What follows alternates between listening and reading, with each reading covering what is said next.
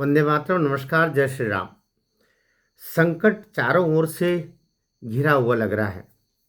यह संकट सनातन धर्म पर भी लग रहा है, और सनातन धर्म पर जब संकट लगेगा, यह संकट लगने का आभास होगा, तो मान के चलिए राष्ट्र कैसे अछूता रहेगा। क्योंकि सनातन धर्म या कि हिंदुत्व और भारत राष्ट्र, ये तो पर्यायवाची शब्द है। इसलिए संकट बहुत गहरा है और इसको समझना होगा। उत्तर प्रदेश चुनाव 2027 में सामने है, और हम 2026 में इस समय हैं। अगले वर्ष इस समय वहाँ चुनाव हो रहे होंगे। और अ, कुरुक्षेत्र में जिस तरीके से सेनाओं को सजाया जाता है, या कि हथकंडे अपनाए जाते हैं, या कि चालें चली जाती हैं, वो सब चालें चलने की तरफ आगे बढ़ चुके हैं। कोई क्षेत्र ऐसा नहीं छोड़ा जा रहा है जिसके तहत सनातन के ऊपर या कि देश के ऊपर चोट न पहुंचाई जाए। हर कोशिश हो रही है। अभी जो भारत सरकार ने ट्रेड डील की, उसमें भी खामियां ढूंढी जा रही है।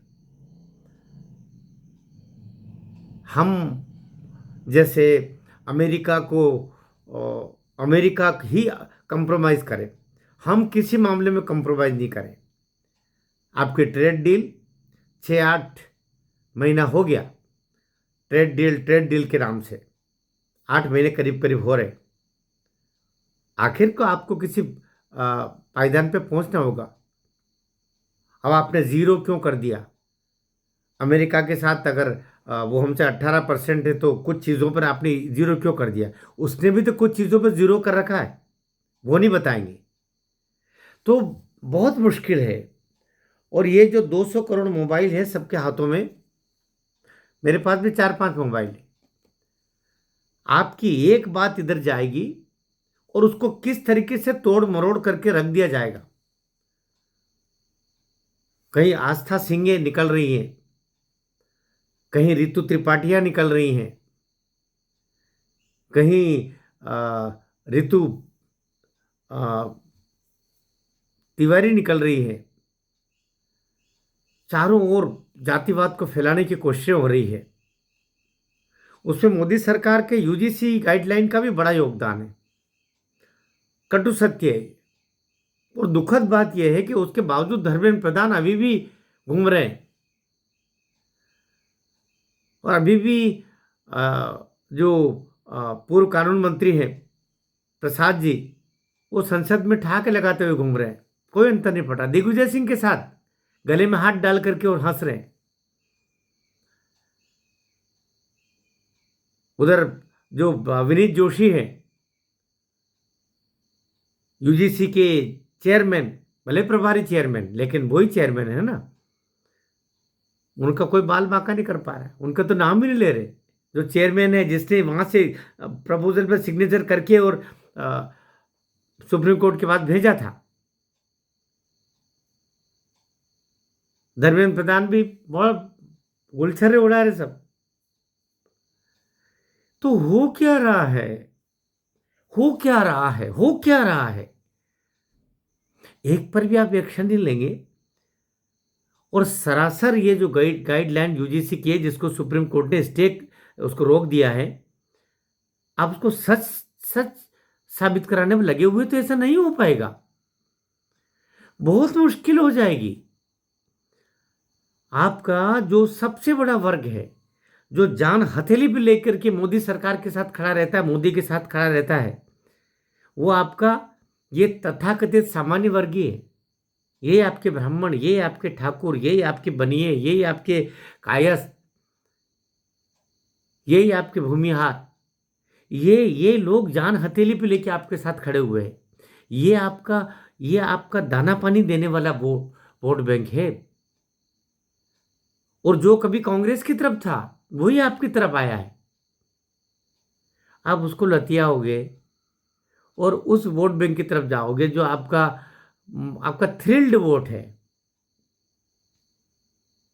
मुंह की छोड़ के कोई पड़ोसी की थाली में झपट्टा नहीं मारता। पहले मुंह की तो खाता हो, उसको बचाता है, मेरी थाली तो बचाऊं।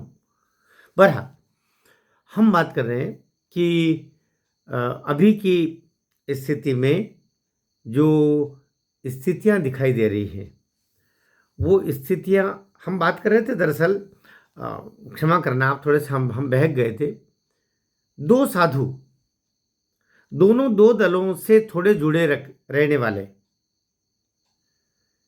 एक तरफ अभिमुक्तेश्वरानंद महाराज, मैं आदर से बोलूंगा, यद्यपि उनका पट्टाभिषेक शंकराचार्य होने का सुप्रीम कोर्ट ने रोक रखा, उनको शंकराचार्य लगाना नहीं चाहिए और किसी को शंकराचार्य उनको बोलना भी नहीं चाहिए, उस पर प्रतिबंध लगाया हुआ है। पट्टाभिषेक पर माननीय सुप्रीम कोर्ट ने रोक लगा रखी है उनके पट्टाभिषेक पर, और विवादित भी है। कहते हैं कि स्वरूपानंद सरस्वती जी ने घोषणा नहीं की थी। बहरहाल वो विषय भी दूसरा हो गया। तो उनके ऊपर माघ मेले में उनके आश्रम और उनसे जुड़े हुए करीब 20 बच्चों का दुराचार का आरोप है, और प्रयागराज कोर्ट में, पास्को एक कोर्ट में बाकायदा 2 बच्चों की तो बयान हो गए। कितना, ये बोलते हुए भी कितना दुख हो रहा है। ईश्वर करे ये सच ना हो, ईश्वर करे ये सच ना हो। कैसे चलेगा काम? ये किसकी नजर लग रही है पूरे सनातन को? शंकराचार्य पे ऐसे आरोप लगेंगे, कौन बचेगा फिर? और उधर से इधर राजस्थान मध्य प्रदेश के जो वो कांग्रेस और सपा से जुड़े हुए अभी मुक्तेश्वरानंद महाराज उधर जुड़े हुए, वो अखिलेश यादव से फोन पर बतियाते रहते जब देखो तब। ये बात अलग है, अखिलेश यादव ने भी उनकी डंडा पिटाई की थी पहले जब उनकी सरकार थी। या तो ये पिटाई खाने के लाए, मतलब मुझे बोलना नहीं चाहिए ऐसा, ऐसा क्यों करते हैं? लेकिन अभी वो अखिलेश यादव से ऊंट पर या कौन सी सवारी थी उसमें बैठे बैठे बातें कर रहे थे। दिमाग कुछ गड़बड़ है क्या? आपको इतने आदर से रख रहे हैं, क्या कर रहे हो महाराज जी? वो इधर एक और वो सपा से और तथाकथित वो हर मोदी के खिलाफ बोल रहे थे, अभी मुक्तेश्वरानंद योगी जी को बड़ा भला बुरा बोल रहे थे, सब बीजेपी सरकारों के खिलाफ बोल रहे थे। उद्धव ठाकरे के घर जाकर के और दाना पानी चूग रहे थे, जो भी मतलब वहाँ जा रहे थे, और कह रहे थे कि यहाँ तो उद्धव की सरकार आनी चाहिए, जब एकनाथ शिंदे की सरकार आ गई थी तब। तो